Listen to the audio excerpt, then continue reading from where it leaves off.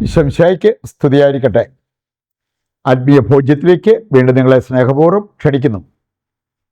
നമ്മൾ ഇന്ന് വിചിന്തനം ചെയ്യുന്നത് കോപം കരുണയാക്കി മാറ്റാൻ എന്തെങ്കിലും മാർഗമുണ്ടോ?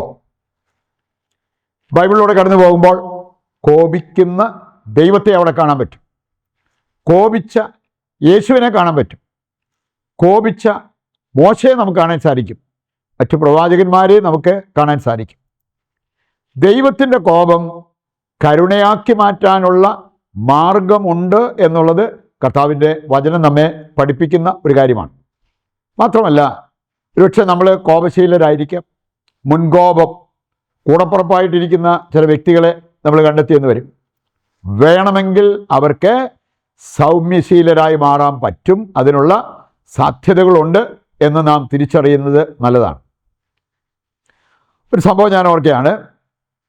ഒരു മനുഷ്യനെക്കുറിച്ച് പറഞ്ഞത് അദ്ദേഹത്തിൻ്റെ തന്നെ സഹോദരങ്ങൾ പറഞ്ഞതാണ്. വളരെ നല്ല മനുഷ്യനാണ്, നല്ല വിദ്യാഭ്യാസം, നല്ല ജോലി, സാമ്പത്തികമായിട്ട് നല്ല നിലവാരം, ഇതെല്ലാം ആണെങ്കിലും പുള്ളിയുടെ ഒരു പ്രശ്നം മുൻകോപം. അദ്ദേഹം തന്നെ സഹോദരന്മാരോട് പറഞ്ഞിട്ടുള്ള ഒരു കാര്യമാണ്, ഞാൻ ഈ ചൂടായിട്ടിരിക്കുമ്പോൾ, ദേഷ്യപ്പെട്ടിരിക്കുമ്പോൾ നിങ്ങളാരും എൻ്റെ അടുത്ത് വന്നേക്കരുത്. ഏതെങ്കിലും കാരണത്താൽ ഞാനിങ്ങനെ ദേഷ്യത്തിലാണെങ്കിൽ നിങ്ങൾ എൻ്റെ അടുത്തേക്ക് വരരുത്, നമുക്ക് ഉള്ള ബന്ധം നഷ്ടപ്പെടും. ഞാൻ എന്തെങ്കിലും ആ ദേഷ്യത്തിന് പറഞ്ഞ് അത് നിങ്ങൾക്ക് ഇഷ്ടപ്പെടാതെ വന്ന് ചിലപ്പോൾ നമ്മുടെ ആ ഒരു സ്നേഹബന്ധം, സൗഹൃദം അത് നഷ്ടപ്പെടും. അത് പെടാതിരിക്കാൻ ഇങ്ങനെയുള്ള സമയത്ത് എൻ്റെ അടുത്തേക്ക് നിങ്ങളാരും വന്നേക്കരുതെന്ന് വിശുദ്ധ ഫ്രാൻസിസ് സാലസിനെ കുറിച്ച് പറയപ്പെട്ടിരിക്കുന്ന ഒരു കാര്യമുണ്ട്. വളരെ മുൻകോപിയായിരുന്നൊരു വ്യക്തി, പക്ഷെ ഇന്ന് അറിയപ്പെടുന്നത് സൗമ്യനായ ഒരു വിശുദ്ധൻ, ഏറ്റവും സൗമ്യനായ ജെന്റിൽമാൻ സെയിൻറ്റ്, അങ്ങനെയാണ് വിശുദ്ധ ഫ്രാൻസിസ് സാലസിനെ കുറിച്ച് പറയപ്പെടുക. ഇത് മനസ്സിൽ വെച്ചുകൊണ്ട് നമുക്ക് ഏതാനും ചില കാര്യങ്ങൾ വചന വെളിച്ചത്തിൽ മനസ്സിലാക്കാം. ഒന്നാമത്തെ കാര്യം, ദൈവത്തിൻ്റെ ക്രോധം കരുണയാക്കാനുള്ള മാർഗങ്ങൾ വചനം നമ്മുടെ മുമ്പിൽ കൊണ്ടുവരുന്നത് നമുക്ക് കാണാൻ പറ്റും. ഏതെങ്കിലും കാരണത്താൽ നമ്മുടെ പാപം മൂലം ദേഷ്യപ്പെടുന്ന ദൈവം അല്ലെങ്കിൽ കോപിക്കുന്ന ദൈവം, ആ ദൈവത്തിൻ്റെ കോപം കരുണയാക്കി മാറ്റാൻ പറ്റും. പുറപ്പാട് 32 10-ാമത്തെ വചനത്തിൽ നമ്മൾ കാണുന്നത് ദൈവത്തിൻ്റെ ക്രോധം ജ്വലിക്കുന്നതിനെ കുറിച്ചാണ്. 32-ാം അധ്യായത്തിൻ്റെ 30 മുതൽ വായിക്കുമ്പോൾ അവിടെ നമ്മൾ കാണുന്നു, ഈ ആളിക്കത്തിയ ക്രോധം അത് തണുപ്പിക്കാൻ മോശ ചെയ്തൊരു കാര്യം, ജനത്തിൻ്റെ പാപത്തിന് പരിഹാരം ചെയ്യാൻ അവൻ മുമ്പോട്ട് വന്നു. നമുക്കെതിരെ കർത്താവിൻ്റെ ക്രോധം ജ്വലിക്കുമ്പോൾ, നമ്മുടെ കുടുംബാംഗങ്ങൾക്കെതിരെ അല്ലെ നമുക്ക് അറിയാവുന്ന മറ്റു വ്യക്തികൾക്കെതിരെ ക്രോധം ജ്വലിക്കുമ്പോൾ തണുപ്പിക്കാൻ മാർഗമുണ്ടെന്ന്, പരിഹാര പ്രവർത്തികൾ ചെയ്യാൻ നമ്മൾ തയ്യാറാകുന്നെങ്കിൽ അത് സാധ്യമാണ് എന്നുള്ളത് ഈ അധ്യായം നമ്മെ പഠിപ്പിക്കുന്നു. പുറപ്പാട് 32-ാം അധ്യായം. വീണ്ടും നമ്മൾ കാണുന്നുണ്ട്, ഉൽപ്പത്തി 4-ാം അധ്യായം 10 മുതൽ വായിക്കുമ്പോൾ കായേൻ്റെ മേൽ ദൈവത്തിൻ്റെ ക്രോധം ജ്വലിക്കുന്നു. ദൈവം പറഞ്ഞത്, നിന്റെ സഹോദരൻ ആബേലിൻ്റെ രക്തത്തിൻ്റെ നിലവിളി സ്വർഗത്തിലെത്തി. അങ്ങനെ ക്രോധം ജ്വലിക്കുന്ന ദൈവത്തെ അവിടെ നമുക്ക് കാണാൻ പറ്റും. ഇനി അത് കേട്ടിട്ട് കായം പറഞ്ഞൊരു കാര്യം, ദൈവമേ, ഇതെനിക്ക് എടുക്കാവുന്നതിനേക്കാൾ വലിയ ഒരു ശിക്ഷയാണ്, ഇതെനിക്ക് എടുക്കാൻ വയ്യാത്ത ഒരു ശിക്ഷ, എന്നോട് കരുണ കാണിക്കണം. ഉടനെ ദൈവം പറഞ്ഞൊരു കാര്യം, നിനക്ക് ആ കരുണ ലഭിക്കും, അവൻ്റെ മേലൊരു മുദ്ര പതിപ്പിച്ച് നിന്നെ ആരും തൊടത്തില്ല എന്ന് പറഞ്ഞ് അവനെ ധൈര്യപ്പെടുത്തുന്ന ദൈവത്തെ നമുക്ക് കാണാൻ പറ്റും. ആ സാഹചര്യത്തിൽ ഒന്ന് എളിമപ്പെട്ട് ദൈവത്തിൻ്റെ പക്കലേക്ക് തിരിഞ്ഞപ്പോൾ ദൈവം കരുണ കാണിക്കുന്നതാണ് അവിടെ നമ്മൾ കാണുക. 1 രാജാക്കന്മാർ 21-ാം അധ്യായത്തിൽ ഇതുപോലെ ഒരു സംഭവം കാണാൻ പറ്റും. അവിടെ ഏലിയാ പ്രവാചകനെ ആഹാബ് രാജാവിൻ്റെ അടുത്തേക്ക് ദൈവം അയച്ചു. അവൻ വന്നിട്ട് പറഞ്ഞത്, നീ മൂലം നാബോത്തിൻ്റെ രക്തം നായ്ക്കൾ നക്കി കുടിച്ചു, അവൻ്റെ രക്തം പട്ടി നക്കി കുടിച്ചെടുത്ത് വെച്ച് നിന്റെ രക്തവും നായ്ക്കൾ നക്കി കുടിക്കും. ഇത് കേട്ട് ഭയപ്പെടുന്ന ആഹാബിനെ കാണാൻ പറ്റും. 27-ാമത്തെ വചനത്തിലേക്ക് വരുമ്പോൾ ആഹാബ് രാജകീയ വസ്ത്രം മാറ്റി ചാക്കൊടുത്ത് ചാരം മേത്ത് വാരിയിട്ട് ഉപവസിച്ച് ദൈവത്തോട് കരഞ്ഞ് പ്രാർത്ഥിക്കുന്ന ഒരു രംഗം കാണാൻ പറ്റും. അത് കണ്ടിട്ട് ദൈവം പറഞ്ഞ എന്താ, ആഹാബ് എൻ്റെ മുമ്പിൽ എളിമപ്പെട്ടത് കണ്ടില്ലേ, അവൻ്റെ മേൽ അയക്കാനിരുന്ന ശിക്ഷ ഞാൻ മാറ്റിവിടുന്നു. ദൈവത്തിൻ്റെ ക്രോധം കരുണയായി മാറുന്നതാണ് ഈ ഒരു വചനഭാഗത്ത് നമ്മൾ കാണുക.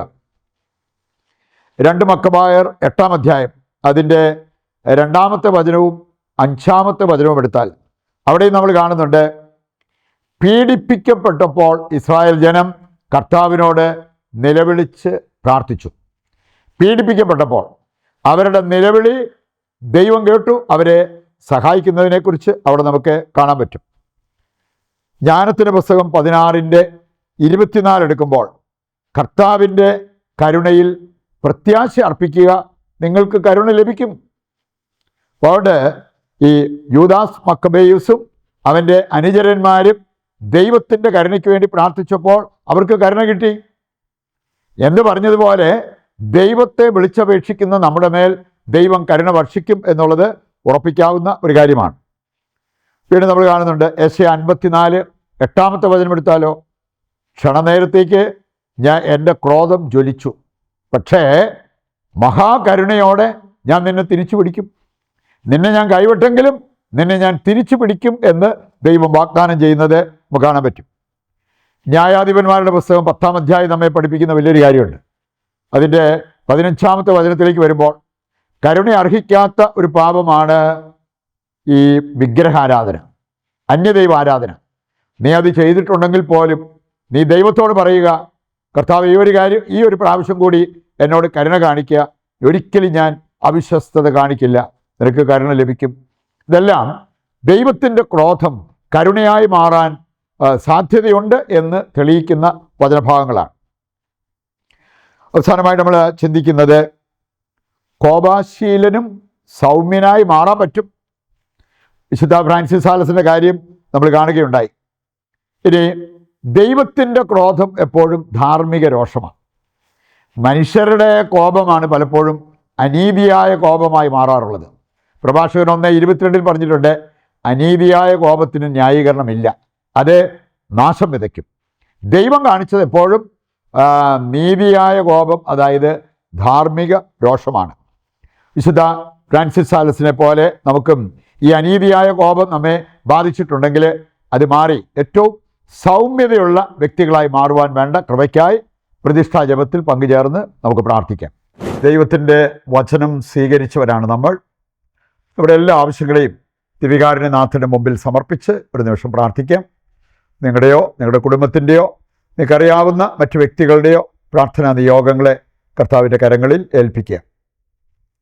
ദൈവം നമ്മുടെ പ്രാർത്ഥന സ്വീകരിച്ച് നമ്മുടെ ഉദ്ദിഷ്ട കാര്യങ്ങൾ നിറവേറ്റി തരുന്നു എന്നുള്ള വിശ്വാസത്തോടെ കർത്താവിനെ താഴ്ന്ന സ്വരത്തിൽ സ്തുതിച്ച് ദിവ്യകാരുണ്യത്തിൻ്റെ ആശീർവാദം നമുക്കിപ്പോൾ സ്വീകരിക്കാം. യേശുവേ നന്ദി, ഹല്ലേലൂയ. കർത്താവെ, ഞങ്ങളുടെ എല്ലാ ആവശ്യങ്ങളും അവിടുന്ന് ഏറ്റെടുക്കണമേ. ഞങ്ങളെയും ഞങ്ങളുടെ കുടുംബത്തെയും ലോകം മുഴുവനെയും അനുഗ്രഹിക്കുവാൻ അങ്ങ് തിരുവുള്ളമാകണമേ. യേശുവേ നന്ദി, യേശുവേ സ്തുതി.